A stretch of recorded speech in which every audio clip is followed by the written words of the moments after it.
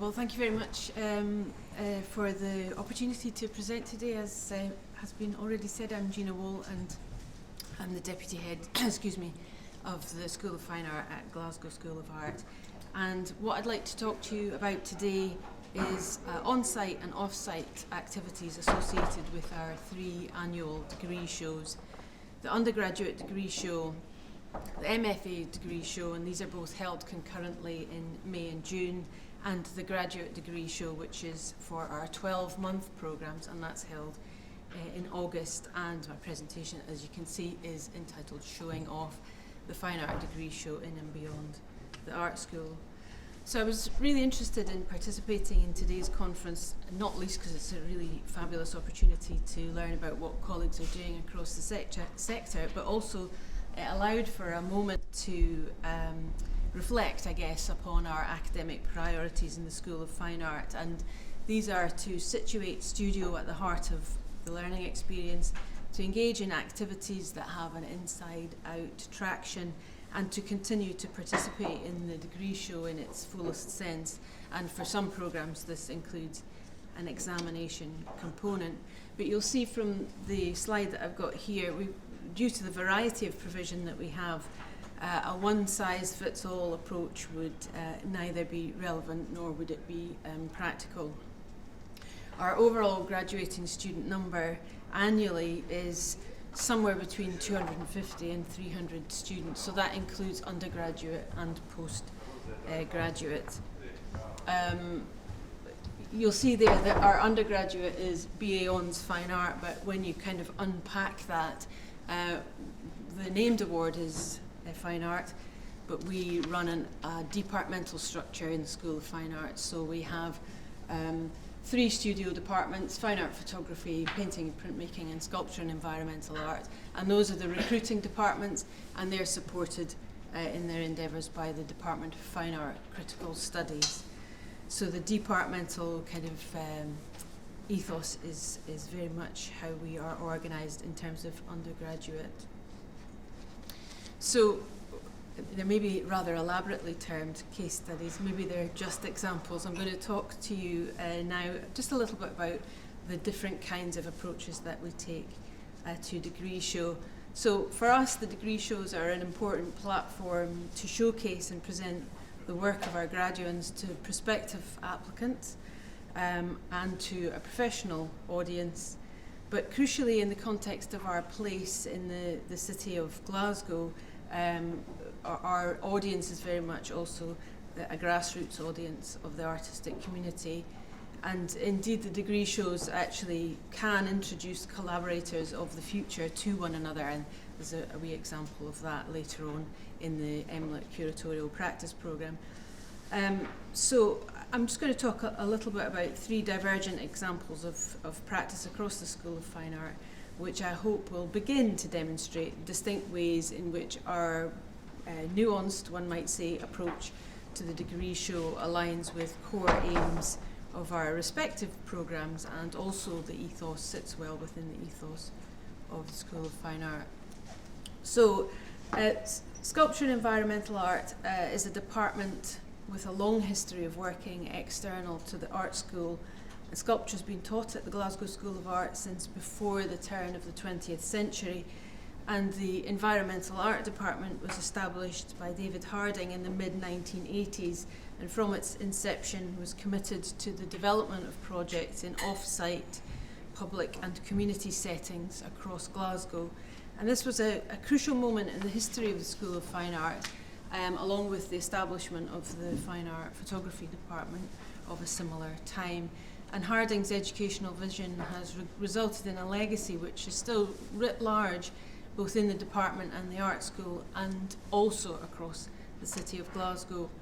And sculpture and environmental art has continued to work as a department to work across the city and beyond, more recently engaging in Prisons Placement Project, partnership with Queen's Cross Housing Association, and in addition, students have run creative workshops with clients at Project Ability in Glasgow, and the department also runs annual student site-specific projects at Platform in Easterhouse, Lang Crags, Pigrock Bothy and Pollock House, which is the Georgian with Victorian additions home of the Sterling Maxwell family.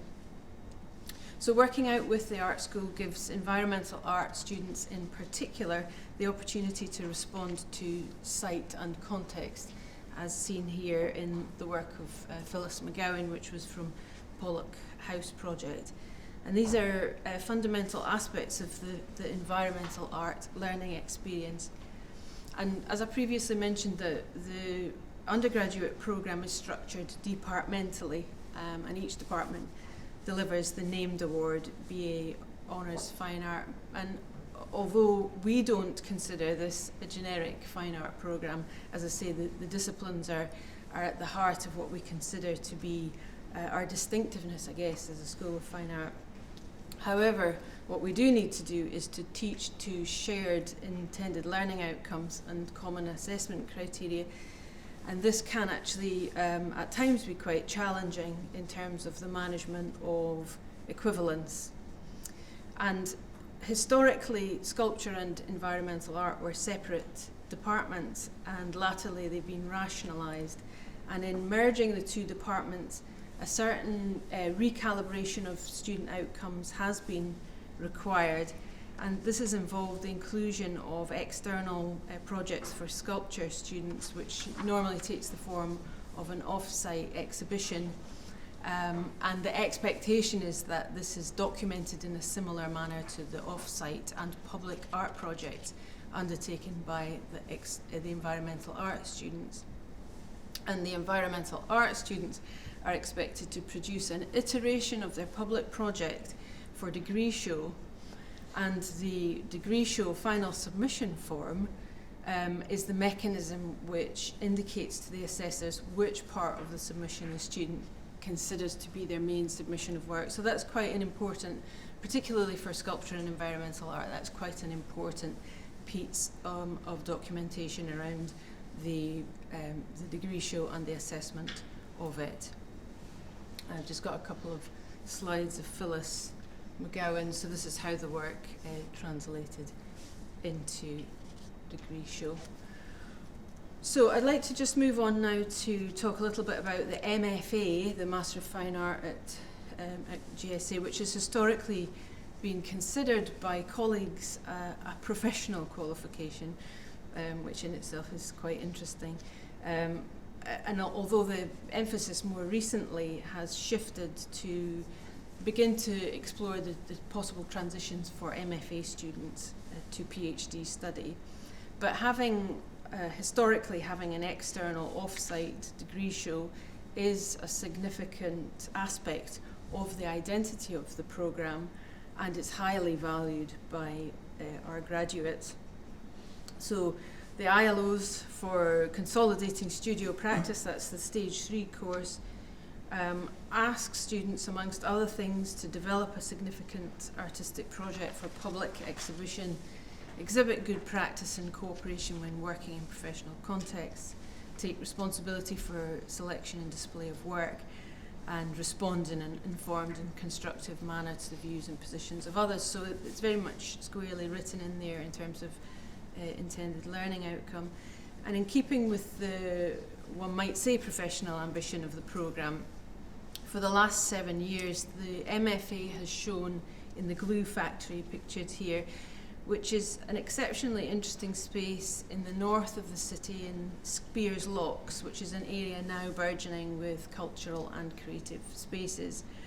The building was first constructed in 1891 and was used variously as a mineral water factory, a cycle manufacturer, and finally the Scottish Adhesives Company, who vacated the building in 1998. And it was used intermittently from 2010, and then the Glue Factory was set up in February 2011, and the MFA have been showing there ever since. And all importantly, as it's an events venue, it has a bar, which makes it particularly attractive for the opening night. So that's the bar area in the Glue Factory.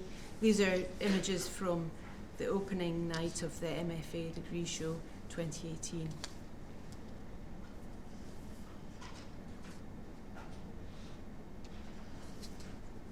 So these images show the different qualities of space that are available in that building.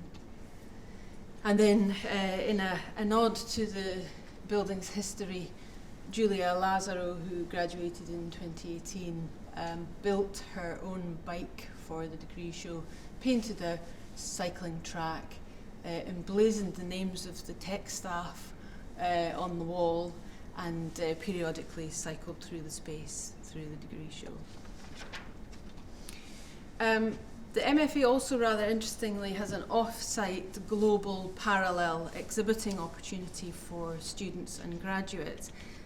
The programme was originally sponsored by a corporate law firm, and there was an impetus to establish a partnership which was more closely aligned to the programme's ethos.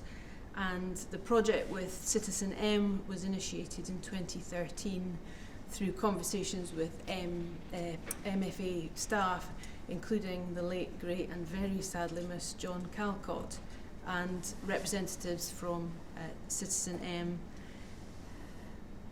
And the opportunity to showcase across Citizen M is open to current MFA students and those within 3 years of graduation. And submissions are based on video and digital works, and also some proposals for sculpture, and the curator Elizabeth Williams selects the work annually, and a dedicated MFA channel is created for all bedrooms and living rooms in the hotel chain, and in 2018 this was over 3,000 rooms internationally, and 5 artists were selected, including 2018 graduate Jean Toulin, who is pictured here. And finally, I'd just like to talk a little bit about our MLit curatorial practice, which has been running since 2014-15, jointly between the School of Fine Art and the School of Culture and Creative Arts at the University of Glasgow, so it's a joint programme. And from the outset, a key feature of the programme was that students have the opportunity to curate individual projects. These projects are self-initiated and emerge from students' own interests and approaches to practice, which the programme team feel is quite distinct to traditional curatorial education, where students tend to work on a single final exhibition curated collectively by the whole cohort. So in contrast, at GSA, the proposition was that each student will curate a project on or of their own, and this entails working on a smaller scale, including solo collaborations with artists, but also opening a wide range of modalities out with the exhibition. And when setting up the MLit curatorial practice programme, an important discussion emerged concerning its identity. The question was posed, what does it mean to study contemporary art curation in Glasgow? What can the city offer? And the grassroots ethos of the city has inspired much of the teaching. Students are encouraged to work closely with artists, including other fine art students, to pursue an active understanding of audience and to be active participants also in the city's art scene. And in the first year of running the MLit Contemporary Art Practice curating programme, the programme team were given an exhibition space at Glasgow City Art Centre for students to present their final work. However, it became apparent that a single space couldn't host the variety of individual curatorial projects that students aspired to. In addition, students were also keen, as I mentioned earlier, to work out with the exhibition form, and in subsequent years the MLit curatorial practice programme has been included in the graduate degree show, so amongst the other 12-month programmes, and each student is given a space for presenting their work.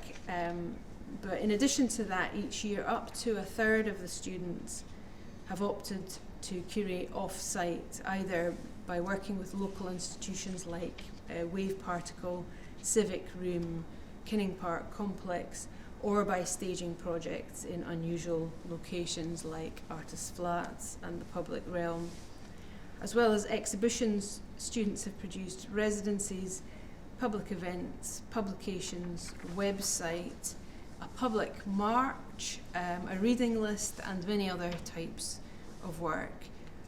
The timing of projects has also become sort of, we might say, productively complicated, with some taking place prior to the degree show period and some continuing beyond it. However, students will have a presence at the graduate degree show, either through documentation of final submission, which summarises, or a final submission, I beg your pardon, which summarises aspects of their curatorial practice.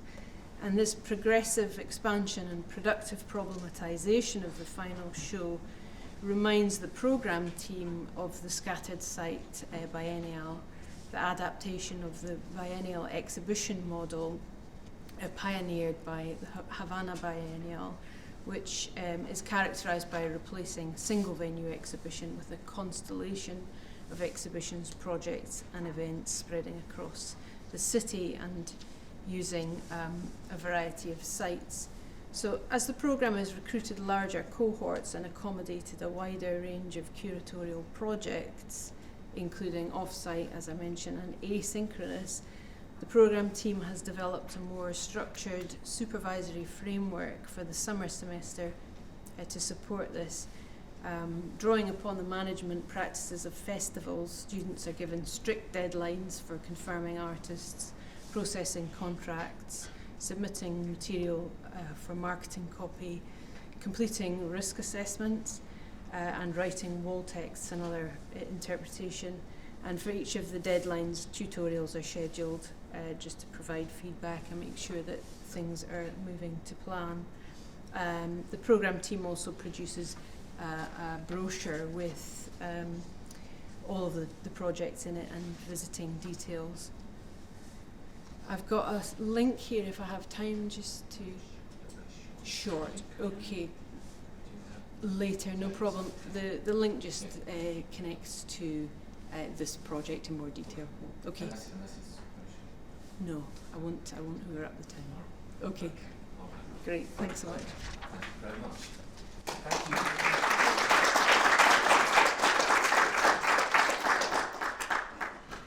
I know we are short for time, but if you have any questions for Gina now, does anybody have any questions?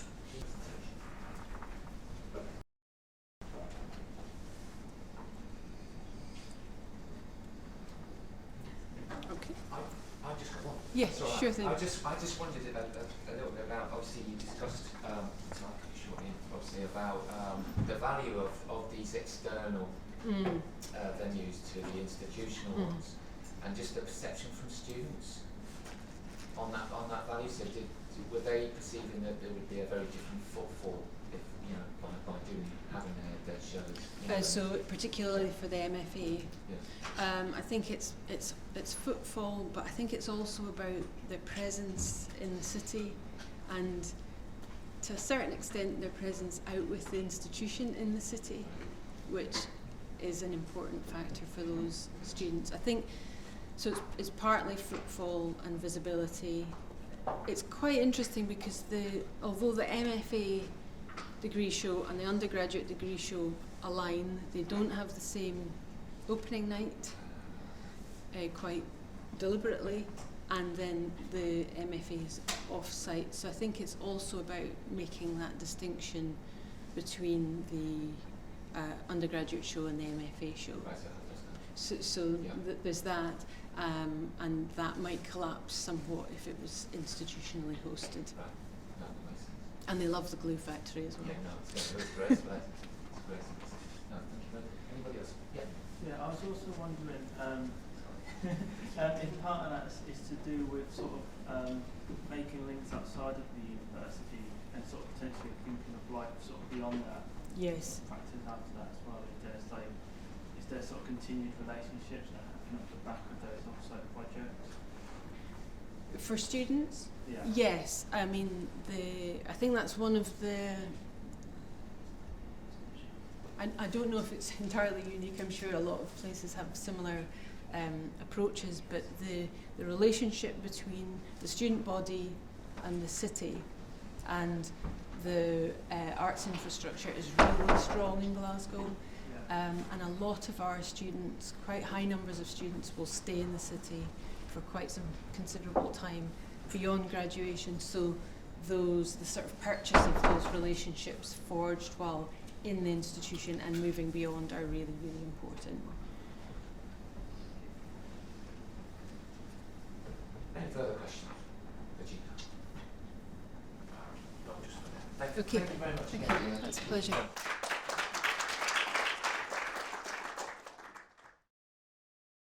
Okay, so our next presentation, unfortunately the speaker's not with us today, but his colleague Katrina is here, who's going to say a few words at the end as well, and also speaking later. The next presentation is by Martin Knuth, Programme Director of Fine Art at Chelsea.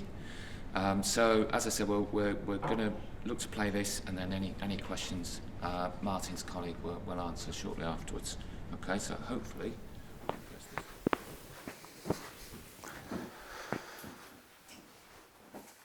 Hello, my name is Martin Knuth. I'm the Fine Art Programme Director at Chelsea College of Arts. I'm really sorry I'm not with you today to take part in your discussion, but if you're watching this, I'm particularly grateful to my colleague Katrina, who's started this video. And I guess the one thing that you can be sure about, given that this is a pre-recorded presentation, which you'll be pleased to hear, is that I'll be sticking to time. To give you a bit of context, at Chelsea, I oversee 4 courses. A BA Fine Art course, a 1-year graduate diploma, an MA in Fine Art and an MA in Curating and Collections.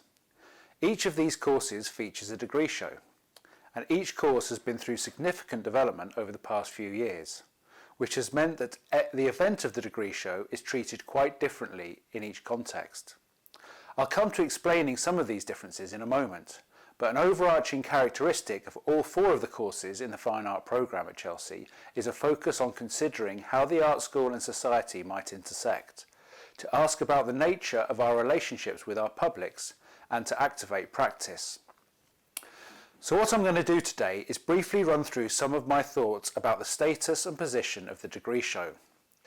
But before that, I want to outline recent course curriculum developments. The BA Fine Art course at Chelsea has recently been rewritten, and the phrase that we have used to describe its design is that it is an events-based curriculum. I have been attending NAFI and Paradox conferences over the past few years.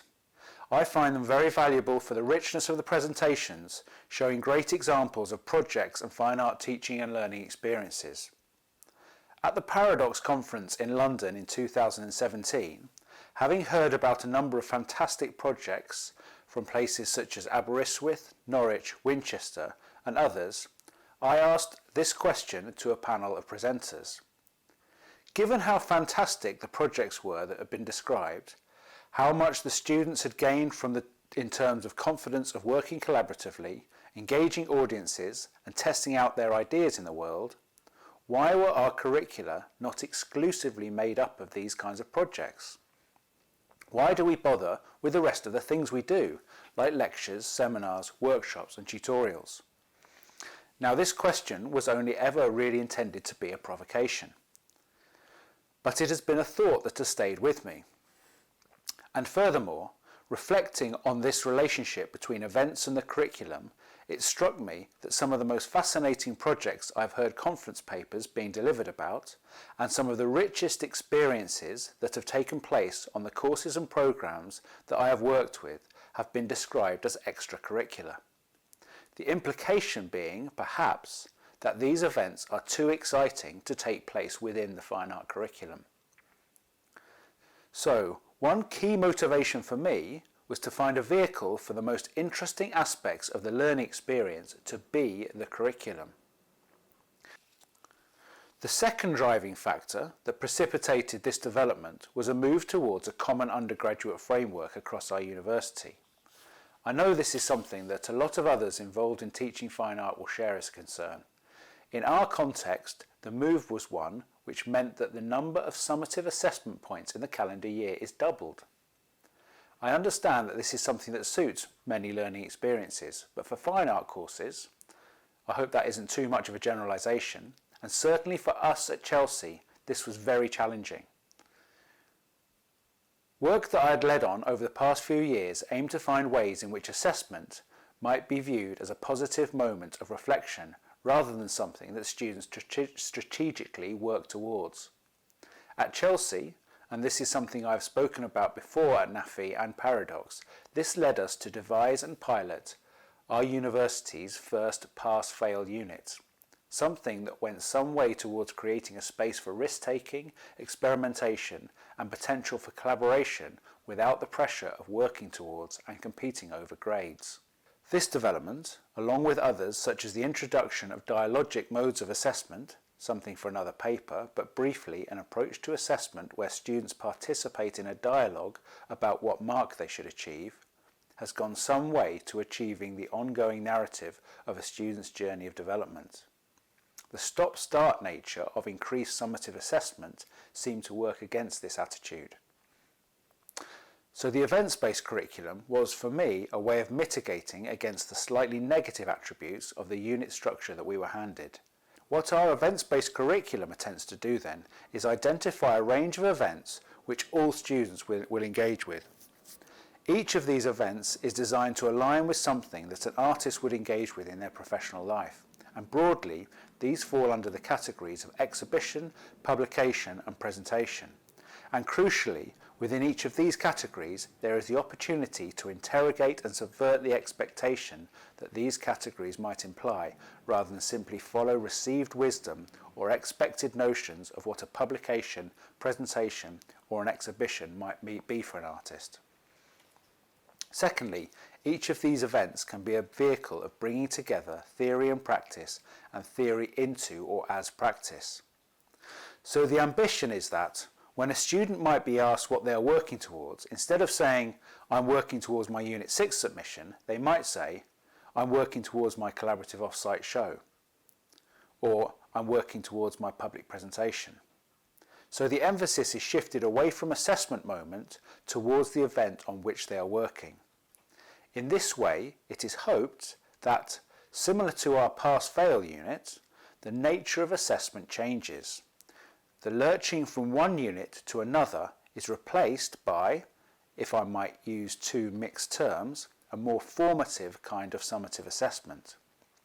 By this I mean that instead of assessment always marking the end of something, the emphasis on events means that assessment becomes a moment to reflect on the development of the developing narrative of the whole practice. It is important here that I acknowledge what might be some of the criticisms about this approach, and also, of course, to acknowledge that done properly, there is no reason why assessment shouldn't be able to work in this way already, but it is my experience that it rarely does.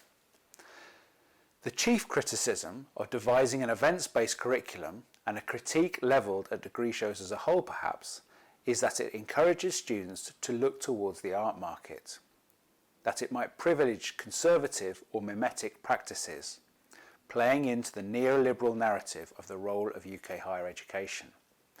And our location in central London next to the Tate might make you assume that this is exactly the pressure of expectation already heaped on our students at somewhere like Chelsea. But for me and for our team, I think the opposite motivation exists.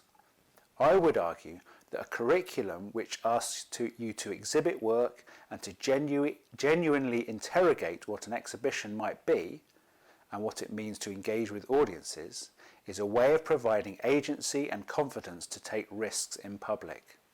This is something that I emphasise at every open day. I believe that artwork that gives me as a viewer a sense of the risk that has been taken by the artist in how the work is realised and how it communicates and challenges its audience is the most interesting work. And the emphasis on collaboration and aligning your practice with that of your peers and with an audience also encourages the development of socially engaged and relational practices. I know that many might argue that this approach is a kind of professional curriculum and that it goes counter to the idea that the art school should provide a safe space for introspection and internalised inward-looking development of the self. But I think we are quite deliberately positioning our curriculum as counter to that model. My view is that there is a benefit in different places offering different philosophies and approaches, and as long as the offer is clearly articulated, then I would argue that it should be up to the applicant whether or not they choose to engage with the kind of curriculum on offer. There may also be others that think this kind of extrovert curriculum is bad for student well-being. And I think this is something to be very sensitive towards, and it is essential to support students in a scaffolded way through this experience. But again, I would argue that the current pressure of working towards grades is certainly not playing out well in terms of mental health of our students today. And our events-based curriculum tries to gently move away from the grade-orientated approach. But I've not really talked about degree shows yet. In terms of considering what the degree show is, I am always keen to reinforce the point that it is a transformative educational experience. All the other roles that the degree show has are significant, but this is the one that requires restating. Having spent the events-based curriculum interrogating what role an exhibition might have for a practice, identifying what it is to engage audiences, to collaborate with peers in making things happen, and hopefully encouraging the confidence to take risks in public, the degree show, as the most public and summative of the events, has the potential to be animated. Rather than a moment when students freeze under the pressure of having to finally and summatively externalise practice for the first time, like some sort of strange ta-da moment, the whole structure of the course progressively builds towards students confidently and articulately understanding how the degree show might operate for them and their peers. Finally, I want to illustrate how the subtle shift on the emphasis of the degree show that I've just explained has been developed slightly more radically on our MA Fine Art course. We are in the first year of the new validated structure, and along similar lines to what I've already described, we have made a very deliberate decision to reposition the MA to emphasise the activation and location of practice, rather than what it used to be, which was an interrogation and kind of deconstruction and reconstruction of a practice. I've not got time to go into all the aspects of how we made this move, but the headline shift we made was to reposition the degree show. Acknowledging that the most important aspect of the degree show is that it is a transformative educational experience, it seemed that it would be useful to locate the degree show not at the end of the experience but part-way through. This simple gesture of moving the degree show to 2/3 of the way through the course has done several things. Firstly, although the degree show is located at a point of summative assessment, the mark achieved at that moment has no part in the calculation of the final Master's Award. So the potential for ambition and risk, experimental modes of making and showing is increased. Secondly, in detaching the degree show from the final assessment of the MA, there is the potential for the show, rather than emphasising individual practice, to take on a more significant role of articulating or describing the philosophy or nature of the course. In researching different approaches to degree shows, the closest I could find to this aspect was the German Rundgang exhibition. This does not replace the degree show in all cases, but it is specifically designed as an exhibition for each studio in their system to present their approach. It seems that most degree shows, particularly in the UK, tend to emphasise the individual practice, with other kinds of curatorial or joint decisions rarely being able to be explored in any depth. Thirdly, finally, and for me most significantly, the new location of the degree show enables the experience, the transformative educational experience of the event, to be reflected and built upon as part of the course. The final unit is entitled Locating and Sustaining Practice. The idea here is that students take the confidence of showing a significant body of work and will be supported to build on that and consider how a practice might be sustained and developed. Speaking from personal experience, it was the period directly following my MA which was the most constructive in forming my sensibilities as an artist and teacher. After my show, I took part in collaborative group exhibitions, including those with peers I had just studied with. I jointly set up and ran a project space in West London, and I started teaching art in community settings. Each of these activities has not only been what has sustained me, but has been absolutely crucial in forming my values and interests. So it has long been my ambition to consider how these kinds of formative experiences could be directly considered at MA level. Moving the degree show goes some way to doing exactly that. All the changes I have led on making as an academic leader share in their motivation, which are twofold: to shift the emphasis from product to process, and to emphasise dialogue over monologue. I am hopeful that the movement of the degree show both describes and encourages these ambitions. Many thanks for listening.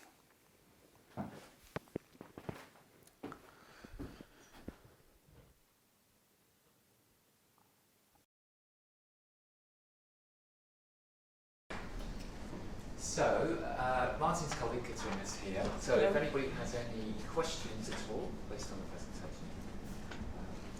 Hello. Just taking those final points, I was, and looking at how these events are presented, I wondered how much the students do understand it, the emphasis being on process. I mean, maybe it's because we saw lots of necessarily Yes. given a show reel Yes. of Yeah. the end points of an Yeah. displayed event. I wondered how the students engage with this idea of it being process. So the event-based curriculum hasn't started running on the BA sort of explicitly yet, because that happens from next year onwards, because it's just being validated. But on the MA, we are already doing this, and it is something that students are told of from the start. Yeah. And a large part of their Unit 1, for instance, is all about kind of coming together and forming kind of different kinds of relationships, from like little family units to kind of bigger units that do group shows and other events together. So it's, in a way, it's part of what they sign up for. It's kind of what they are told about in Open Day, and it's what the course is sort of promoting.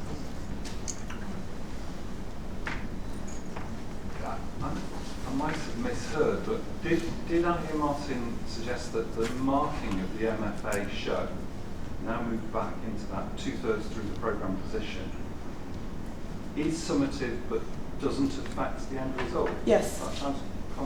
Didn't understand. Yes, this is quite a radical thing. So in effect, it allows for more risk, because everything does not hinge on that moment of that public show. So it's actually what happens after that, is how you position yourself in the world as a professional artist. That is the aspect that will be kind of taken into account in a more significant way in terms of the final mark structure. It was more just the kind of meaning. If it's assessed summatively, Yeah.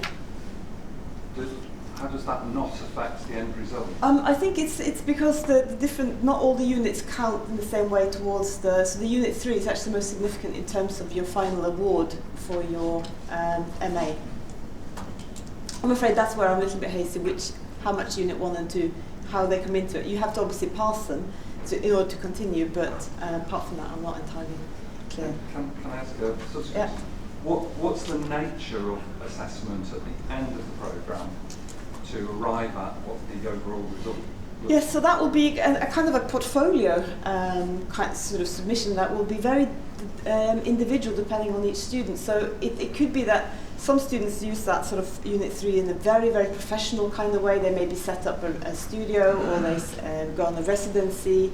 But it could also be a student who identifies that really what they want to do is to continue doing a fine art PhD, for instance, and what they really submit or develop at that point is a proposal for that kind of study. So it can be a really very broad range of things.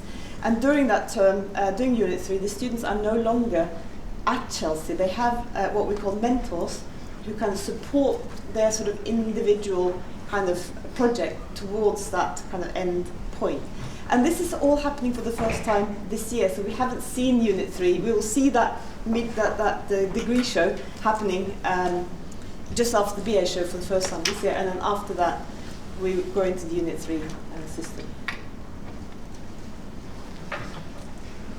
I just wanted to sort of link together something Paul said, which was to do with the culturing report, Yeah. which in brief lays out a way of engineering a liberal education in art, and contrast that, well, at least link it with Martin's idea of a transformative educational experience. And in some ways, I mean, you know, both of those formulations use the notion of education.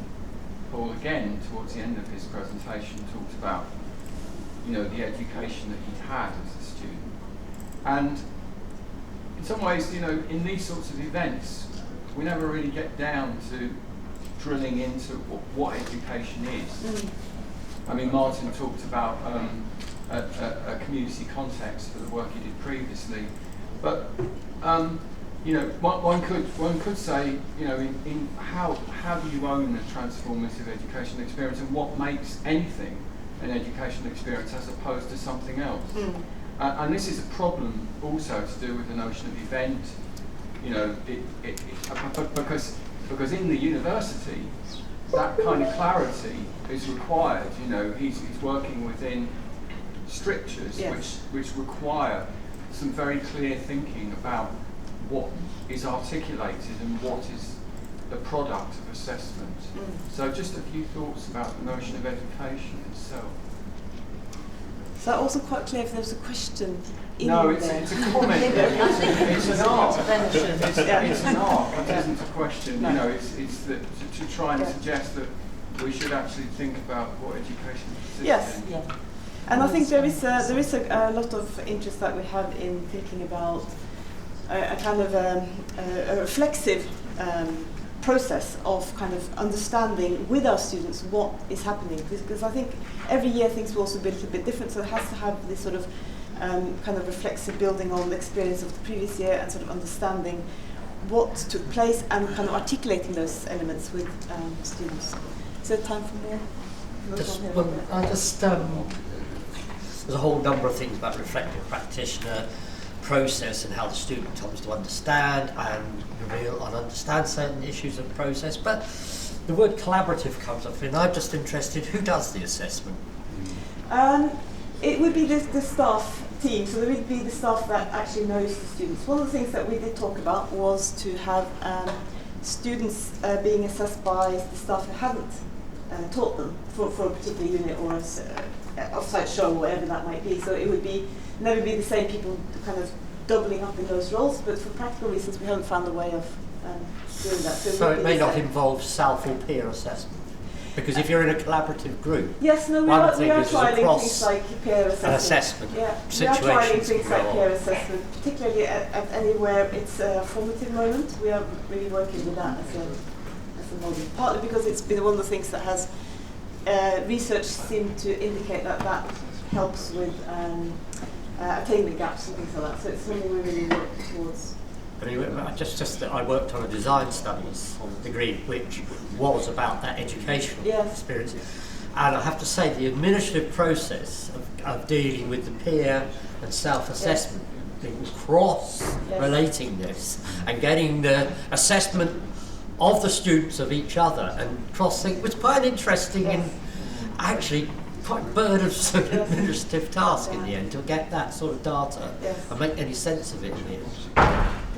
Yes, I think we are aware that there are many sort of things to work out around these sort of elements in terms of the... And we have more staff then. Yes, that would be nice, yeah. Okay, I realise that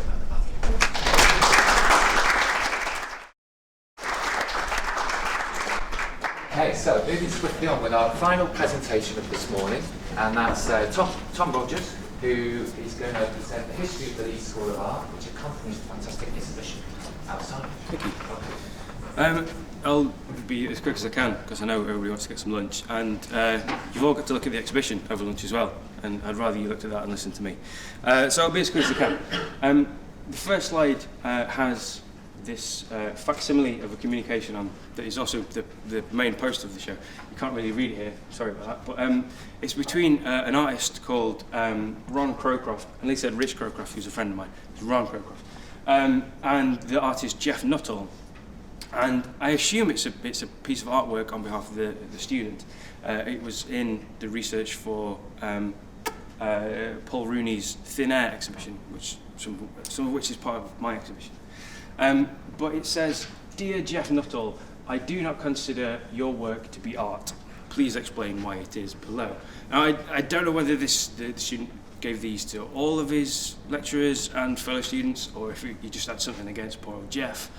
I don't know, but I think it was in 1975, and I think it kind of epitomises the way that the relationships between staff and students were changing, the way that art was being taught was changing, similar to what Paul was talking about earlier, that in the kind of 50s, 60s, 70s it became much more liberal, much freer, and different kinds of ideas, non-traditional ways of working were being explored. And that Jeff Nuttall quite willingly gave a reply to that, which says, "I juxtapose experience in order to heighten the availability of energy," whatever that means. "I call this art, but you, if you wish, may call it Edna Crowcroft." But at least he gave a reply. I can't imagine any of my tutors when I was at school would have warranted that with a reply. But I just think it's a really interesting thing. It's maybe of the time as well. So the genealogy of Leeds Beckett University and the art school, the School of Art, Architecture and Design, is fairly complicated. Now, whether this is kind of, if this is what all art schools are like, I don't know. But we're here now, Leeds Beckett University, 2014, and the School of Art, Architecture and Design kind of comes from the Mechanics Institute in 1824, through the Leeds Government School of Design. Imagine that, Government School of Design. The School of Practical Art, School of Art, College of Art, Central Colleges, one of which was the Art College, then Polytechnic, and then Metropolitan, and now Leeds Beckett.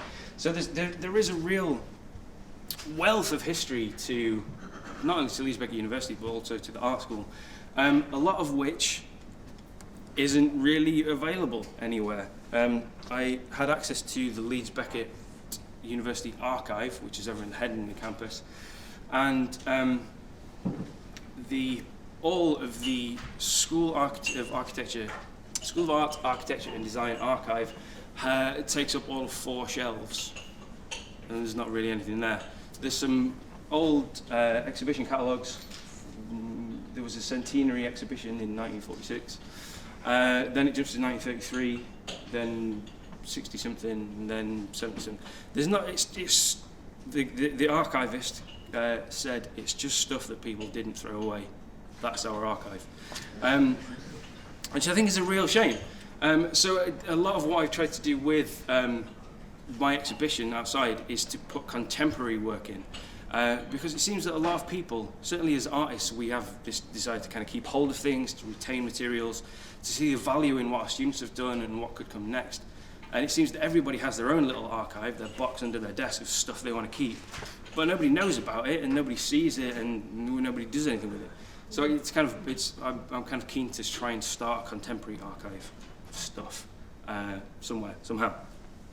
The thing that I did find, though, again, which was just in a drawer in the graphics, in the printmaking workshop on the 4th floor, was a filing cabinet drawer full of slides from, I think the earliest is 1968-ish, just in a drawer.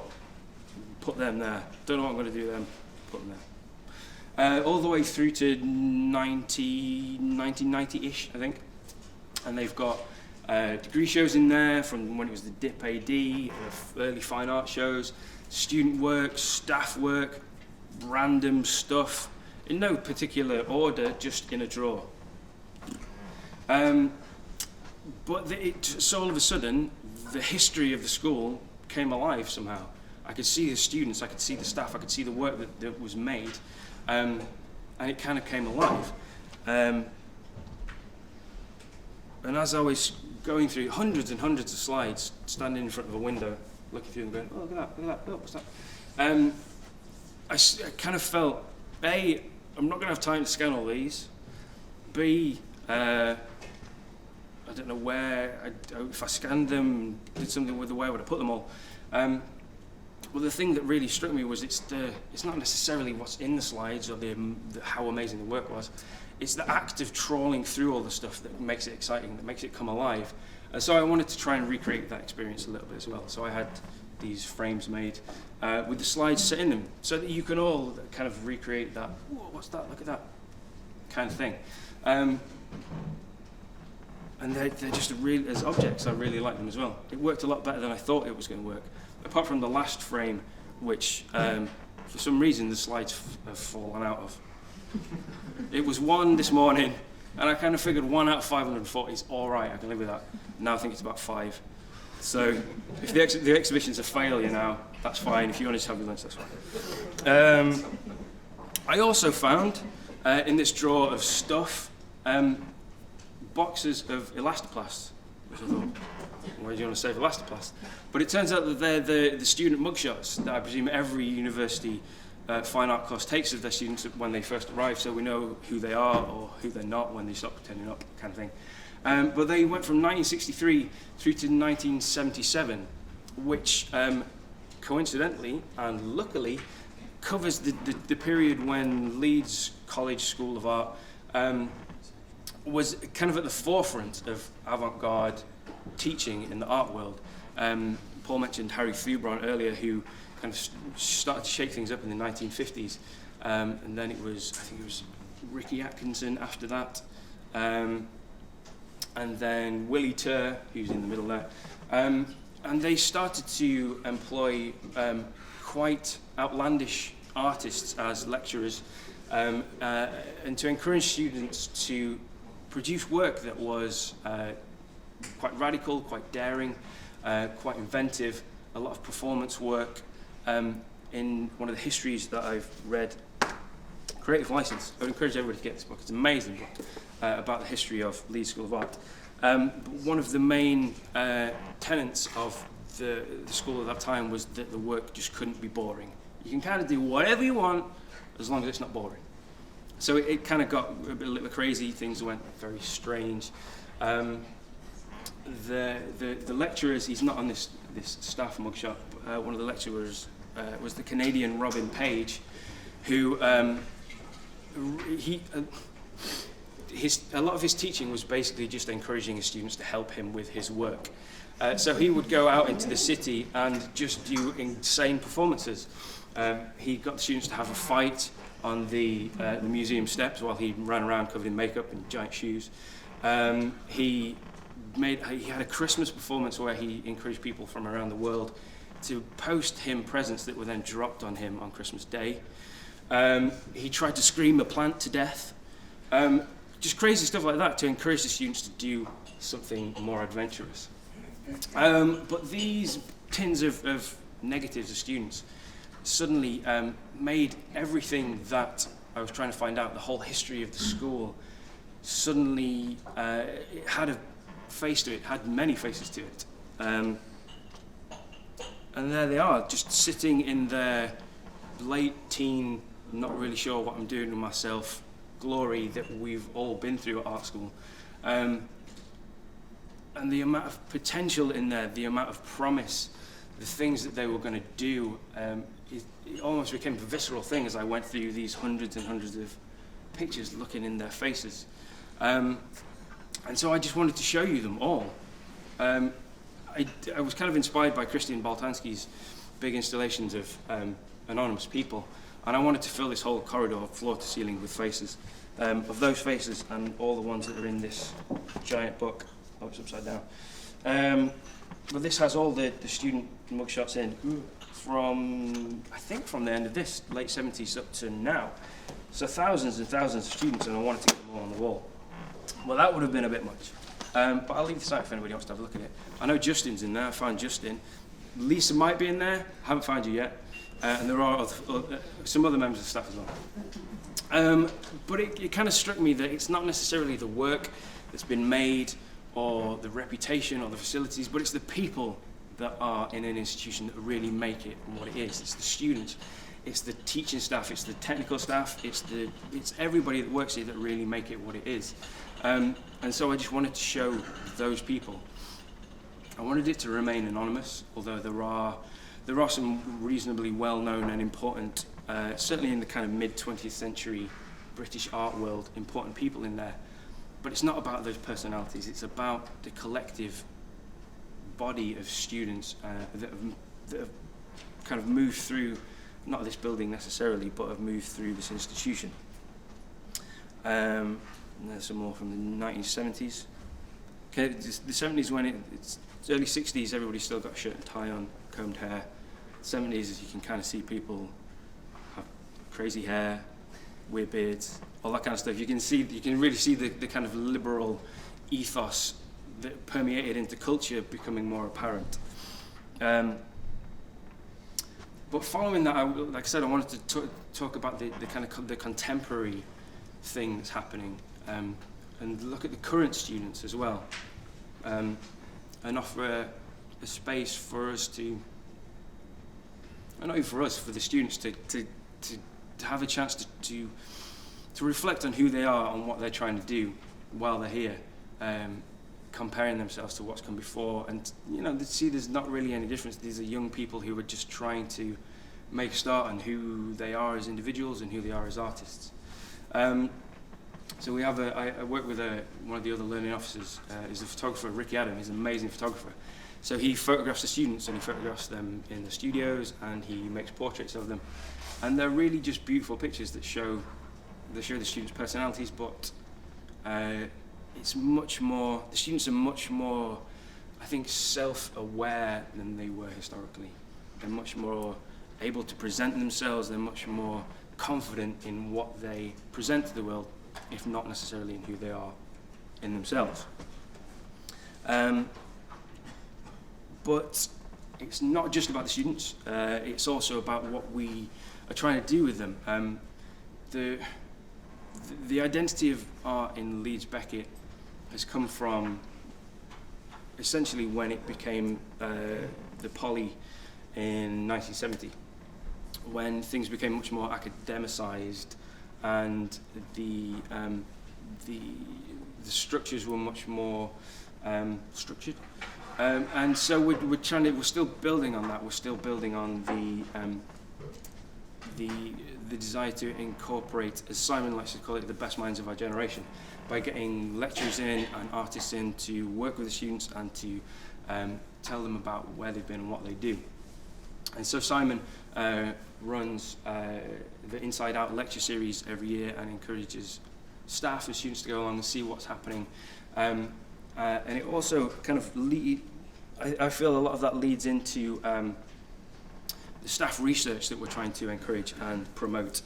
It all feeds into one another. The staff develop their research and they make exhibitions for the research station, which is essentially what my exhibition is in, and it leads into our dialogue publication, so that we can share the practice of our academic staff and lately our support staff as well, so that the students can engage with that and that they can then further develop their own practice.